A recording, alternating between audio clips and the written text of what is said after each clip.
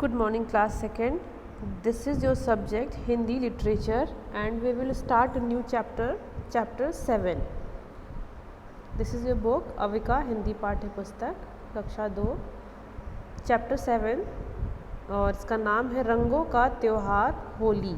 ठीक है, होली हम सभी को पसंद है, जो कि मार्च के महीने में आता है और जिसमें हम ढेर सारे रंगों से खेलते हैं, अपने लोगों को रंग लगाते हैं, अपने दोस्तों को रंग लगाते हैं, मिलते जुलते हैं और ढेर सारे पकवान और व्यंजन का आनंद लेते हैं।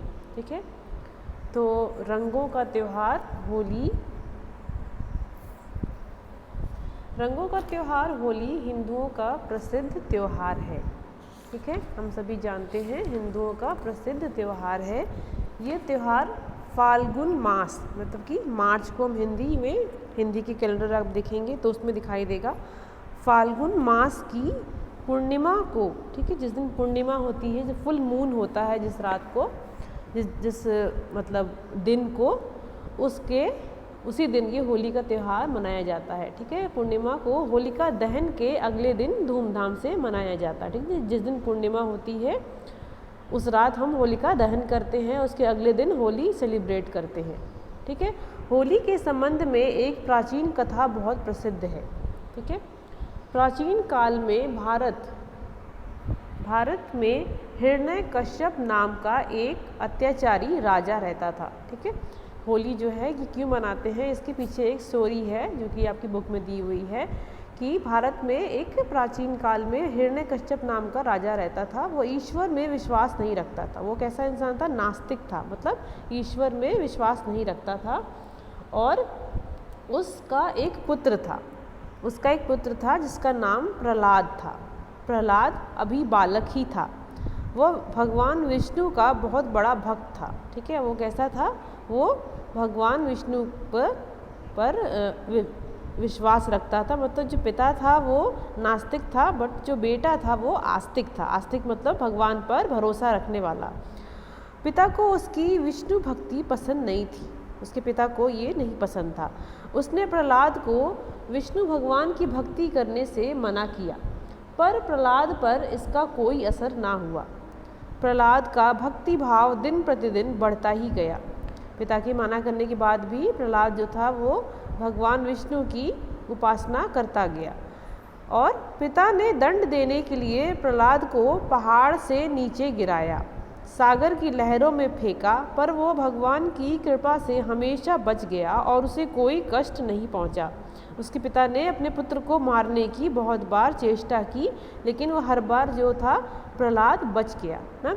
आखिर में हिरण्यकश्यप ने अपने विष्णु भक्त पुत्र प्रहलाद को मारने के लिए एक और बड़ी योजना बनाई। उसके बाद क्या करा? हिरण्यकश्यप ने अपने बेटे को मारने के लिए बहुत बड़ी योजना बनाई कि मैं इसे किसी तरह मार दूं। ठीक है, उसके बाद देखिए आगे क्या होता है। हिरण्यकश्यप की बहन होलिका को भगवान से वरदान के रूप में एक वस्त्र मिला हुआ था, जिसे धारण करने पर अग्नि भी उसे नहीं जला सकती थी। ठीक है, हिरण्यकश्यप की एक बहन थी जिसको कि भगवान से एक वरदान मिला था, जिसके पास एक कुछ ऐसा वस्त्र था जिसको ओढ़ लेने से वो अगर आग में बैठ जाए तब भी वो नहीं जलती। ठीक है, अतः उसने अपने भाई की आज्ञा से प्रहलाद को आग में जलाकर मारने की योजना बनाई। ठीक, वह वरदान में मिला वस्त्र ओढ़कर प्रहलाद को गोद में लेकर आग में प्रविष्ट हो गई। ठीक है, उसने क्या करा? ओढ़ लिया खुद तो, ठीक है, और उस बच्चे को लेकर के आग में बैठ गई कि प्रहलाद जल जाए और वो बच जाए। लेकिन भगवान विष्णु की असीम कृपा से वह वस्त्र होलिका के ऊपर से उड़कर प्रहलाद के ऊपर आ गया। लेकिन क्या हुआ कि जो वस्त्र था वो होलिका पर से उड़ करके उस बच्चे पर आ गया, जिससे कि होलिका जल गई और प्रहलाद बच गया। इससे क्या हो गया? होलिका थी जो वो जल गई और जो प्रहलाद था बच्चा वो बच गया। इस प्रकार बुराई का अंत हुआ, है ना, और अच्छाई की जीत हुई। इस अवसर पर लोगों ने खूब खुशियां मनाई। आज भी गांव में होली की रात एक लकड़ी के इर्द गिर्द कपड़े लपेटकर होलिका की प्रतिमा बनाई जाती है। इसके इर्द गिर्द उपले, उपले मतलब जो वो गोबर के जो कंडे होते हैं उन्हें बोलते हैं, और लकड़ियाँ रखकर अग्नि प्रज्वलित की जाती है। ठीक है, इस तरीके से गाँव में क्या अभी भी शहरों में भी इस तरीके से मनाते हैं, होलिका दहन करते हैं। आपने देखा होगा बहुत बार सड़कों के बीच में लोग करते हैं। ठीक है, जो कि गलत होता है, सड़क पर नहीं करना चाहिए। इससे क्या होता है, हमारा यातायात अवरोध होता है। तो कहीं खुली जगह में, मैदान में ये करना चाहिए। उसके अगले दिन सुबह सब लोग एक दूसरे पर रंग डालते हैं और गुलाल लगाते हैं। बच्चे पिचकारियों में रंग भरकर एक दूसरे पर डालते हैं। इसी दिन ऊंच नीच, छोटे बड़े का भेदभाव मिट जाता है। ऐसा मानते हैं कि होली का त्यौहार जो होता है सबके लिए बराबर होता है, चाहे वो अमीर हो चाहे गरीब हो, और सब अपने दुश्मनी को, दुख को भुला देते हैं। जो भेदभाव होता है उसको भूल करके गले मिलते हैं, रंग लगाते हैं एक दूसरे को। एक प्यार का प्रतीक माना जाता है कि हम आज के दिन अपने सारे जितने भी मन की कड़वाहट है उसे हटा करके फिर से एक बार हम दोस्त बन जाएं, दोस्ती हो जाए। सब लोग एक दूसरे के गले मिलते हैं, बैर भाव भूल जाते हैं ना। ये त्यौहार दोपहर तक चलता है। ठीक है, दोपहर तक एक दूसरे को रंग लगाने का त्यौहार ये चलता है। इसके बाद लोग नहा धोकर अपने मित्रों के घर जाकर मिठाइयाँ खाते हैं और खिलाते हैं। उसके बाद क्या होता है, दिन भर खेल करके उसके बाद लोग नहा धो लेते हैं, साफ़ हो जाते हैं, अच्छे अच्छे नए नए कपड़े पहन लेते हैं ना। और क्या करते हैं, अपने अपने मित्रों के घर जाते हैं, अपने रिश्तेदारों से मिलने जाते हैं, जहाँ पे वो मिठाइयाँ ले जाते हैं। वहाँ जाके उनकी मिठाइयाँ खाते हैं, अपनी देते हैं, इस तरीके से लेन देन भी करते हैं। इस प्रकार ये त्यौहार एकता, भाईचारे और प्यार का संदेश देता है।